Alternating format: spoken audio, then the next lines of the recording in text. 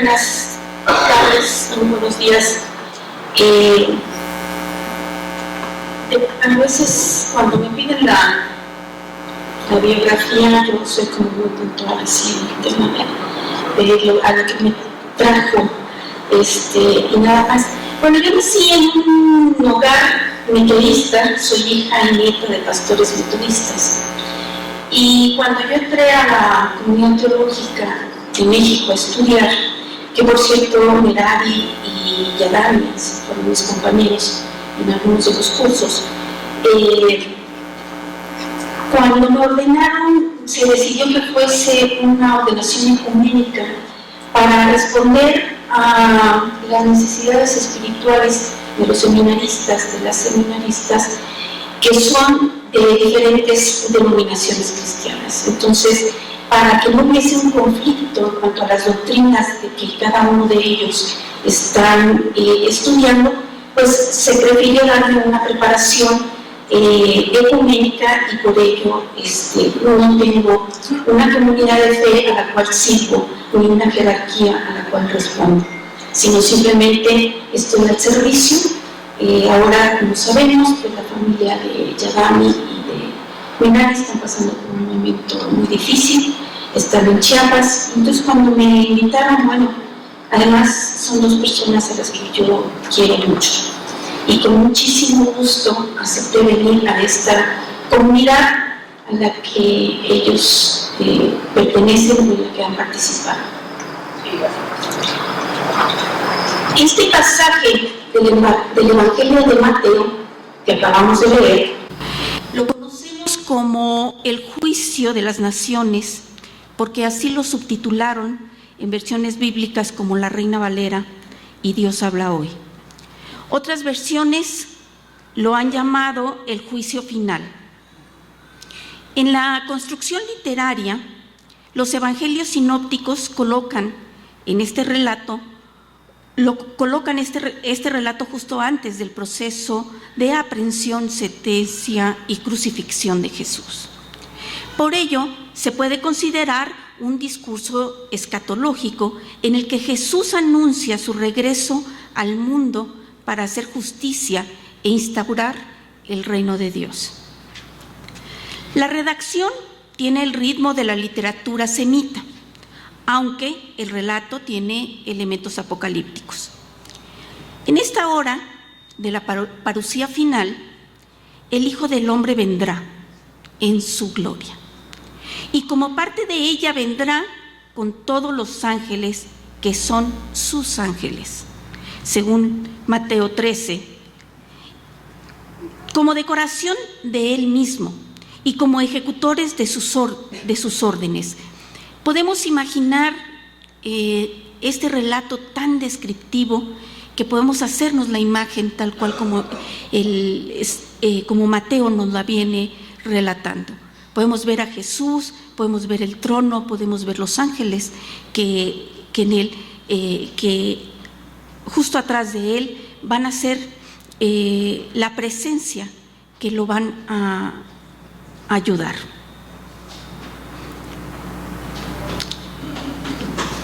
Todo ello indica, dentro del género apocalíptico, la grandeza de la majestad con que Cristo realizará el juicio. La presencia de los ángeles sirviendo a Cristo nos dice de su trascendencia a la muerte que se aproxima. Él se sentará en su trono de gloria y nos reuniremos delante de él todas las gentes. Cristo, Hijo del Hombre, abiertamente proclamado Rey Mesías, según con referencia a Juan 6, y como Rey va a dar posesión o exclusión de entrar a su reino a todas las personas. Aparece como juez del mundo y en cuanto Hijo del Hombre, este poder judicial de Cristo sobre la humanidad evoca su grandeza divina. Las Escrituras atribuyen este poder judicial solo a Dios. O sea, vamos a encontrar esta referencia de poder de juicio en el Antiguo Testamento, con más frecuencia que en el Nuevo Testamento. En el Nuevo Testamento será a partir de esta declaración del juicio final, del juicio de las naciones. Este poder judicial de Cristo sobre la humanidad evoca su grandeza divina. Las Escrituras atribuyen este poder judicial a Dios. Solo un pasaje de Enoc se los confiere al Mesías. Cristo aparece en este pasaje reivindicándose este privilegio divino. Por esta doble prerrogativa de juez de los hombres y de fin último de los hombres, se nos muestra la persona de Cristo con una majestad claramente divina. Cristo ejerce dramáticamente su función judicial, separando a las personas en diversas categorías, como el pastor separa a las ovejas de los cabritos. Imagen probablemente inspirada en Ezequiel capítulo 34, en dos grupos, a la derecha e izquierda. En el uso rabínico de casos de separación, a la derecha se pone siempre lo mejor. Hay dos motivos que nos propone este pasaje para esta separación. El primero, la predestinación. Serán aquellos a los que el Padre se lo tiene preparado desde el principio del mundo. O sea, los que ya están predestinados, los que han sido elegidos desde el momento de la creación. Y el segundo, las obras. Los actos que realicen los seres humanos, sus obras de misericordia, son hechos prácticos. Por eso, Él dejará en su última cena, como característica de los suyos, el amor de los unos a los otros. Juan 13. Los que dicen que aman a Dios y no aman al prójimo con hechos,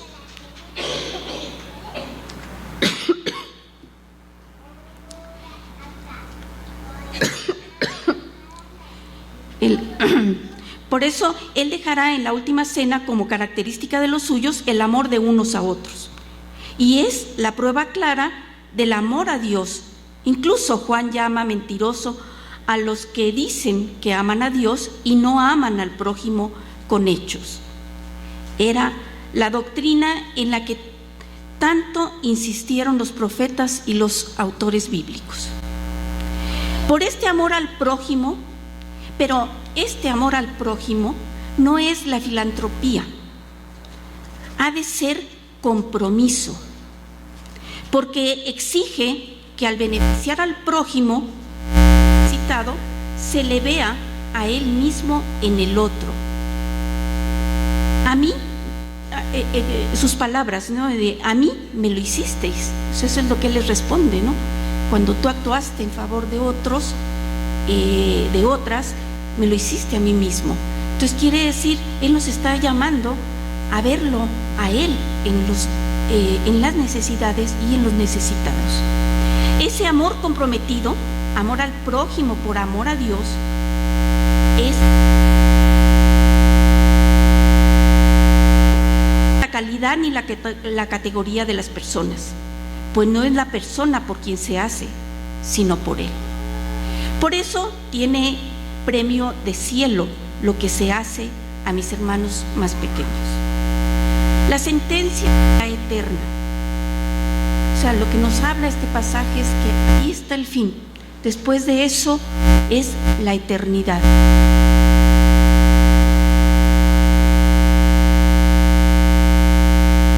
Malvados tendrán suplicio, fuego y compañía del diablo. Del infierno se dice que está preparado para el diablo y para sus ángeles. En el ambiente judío se admitía un demonio de rango superior que concentraba en sí todas las maldades, al generar diversos nombres, y que ejerce un cierto reinado sobre los inferiores, incluso para dirigirlos. Los demonios, conforme a la tradición, la cual también sostenía la teología rabínica, son ángeles, son espíritus, según Apocalipsis 12. En el plan de Mateo, Jesús expuso su doctrina, anunció como término de su actitud frente al reino el juicio final. La obra de enseñanza estaba cumplida. Solo faltaba la redención de las mujeres y los hombres.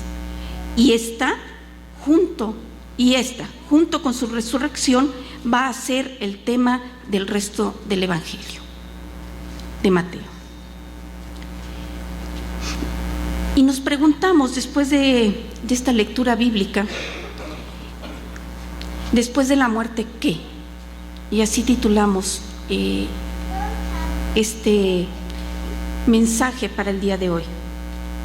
Es la pregunta que nos ocupa este domingo, pero que de hecho está presente en la humanidad a través de la historia. Cada grupo humano la ha reflexionado y ha llegado a conclusiones a partir de su propia experiencia cultural o religiosa. En el cristianismo hemos reflexionado este pasaje y la conclusión parece sencilla. Si atiendo el llamado de Jesús de dar de comer al hambriento, de beber al sediento, albergue al migrante, vestido al desnudo y visito enfermos y reclusos, por obras tengo ganado el cielo. ¿Es fácil esto, hermanas, hermanos? Se dice fácil, lo leemos fácil, pero cuando lo reflexionamos y reflexionamos en el compromiso que esto significa, ¿es fácil?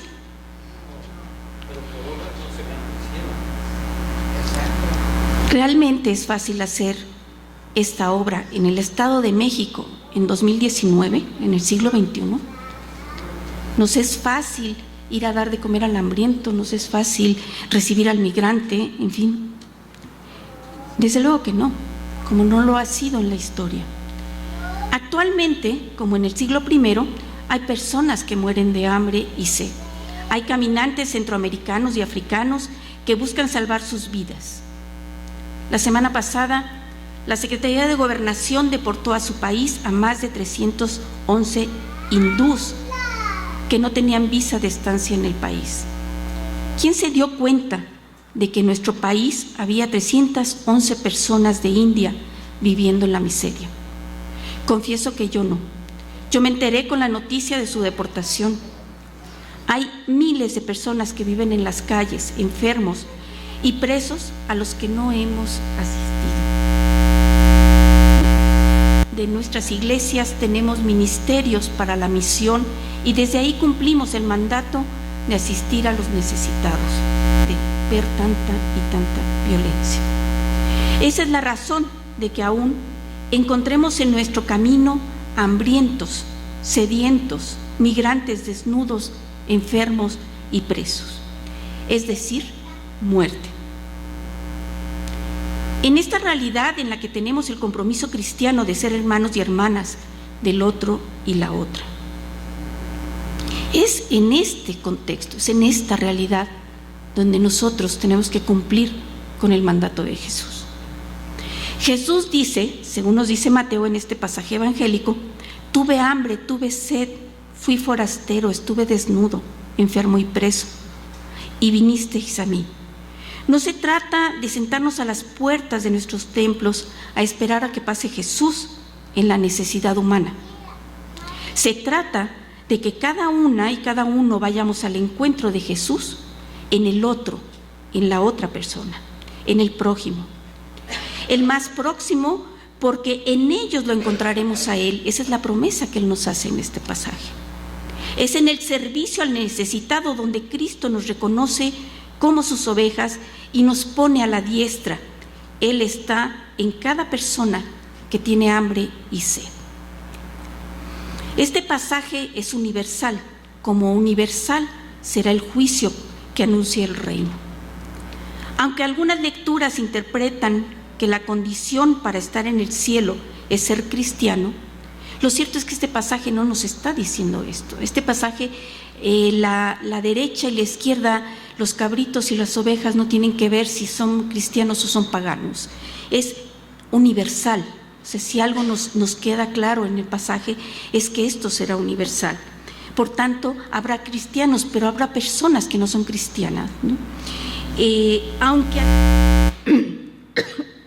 Algunas lecturas interpreten que la condición para estar en el cielo es ser cristiano y que los padres merecen el castigo eterno.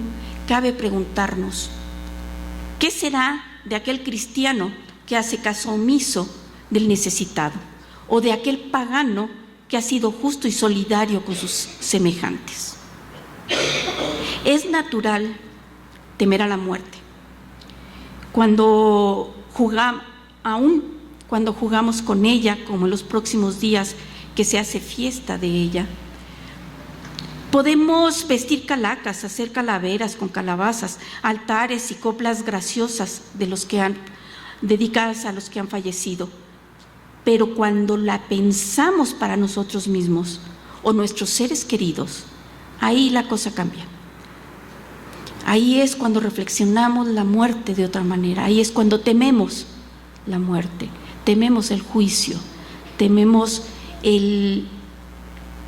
si rendimos, qué cuentas vamos a rendir en el último momento. Mi padre escribió en 1977 un poema que dice: el reinado de la muerte desconcierta y confunde aún a los más valientes. Sin embargo, no hay que olvidar que la muerte reina cuando se le reconoce y acepta como señora y cuando se le obedece a fuerza de temerle. Y es aquí en donde la fe, que se nutre en la solidaridad con los que sufren, adquiere la forma de un instrumento eficaz para combatir a quien usurpa el derecho a ser obedecido y para convertir al miedo en decisión y al conformismo en una acción liberadora. Lo que Cristo nos está pidiendo en este mensaje, sabiendo que va a la muerte, porque hay que tener claro que en este momento Él ya sabe que va a ser traicionado, Él ya sabe que va a morir. Sabiendo que va a la muerte, es la acción liberadora. Liberar al hambriento del hambre, al sediento de la sed, acoger al migrante, vestir al desnudo, visitar al enfermo y al preso, porque ahí está Él. Y cito un par de párrafos de este libro que escribió Raúl Massin en 1977, que se llama A la muerte de la muerte. Entonces él dice: cantar a la muerte de la muerte, como lo hiciera el profeta Oseas, es el fruto del amor y la vida, y de la certeza de que la fuerza del perdón se nutre en la pasión por la libertad y por la justicia. No se trata de una manifestación triunfalista, sino de un testimonio basado en una experiencia que, habiéndose iniciado en la intimidad de una pareja, se enriqueció en una colectividad que se transforma cotidianamente en la lucha en contra de la injusticia. Oseas, al lado de hombres como Isaías, Miqueas y Amós, cumplieron de tal manera con su ministerio que el siglo en el que vivieron, que fue el 8º antes de Cristo, se le llama el siglo de oro de la profecía hebrea. Los discursos de los 4 tienen un común denominador: la justicia social. Para Isaías, el verdadero ayuno, la verdadera experiencia religiosa, consiste en libertar a los cautivos y luchar al lado de los oprimidos para que éstos se quiten el yugo que les asfixia. Amós insiste en que no se puede adorar a Dios en una sociedad injusta. Y Miqueas afirma que la corrupción de la justicia impide disfrutar de la luz divina. No hay duda de que para estos profetas la lucha contra los injustos, confiando en el poder todo transformador del amor, es la muerte de la muerte, ya que gracias a ese poder se le quita a esta una de sus principales armas: el egoísmo, que se manifiesta en miedo irracional. Fin de la cita.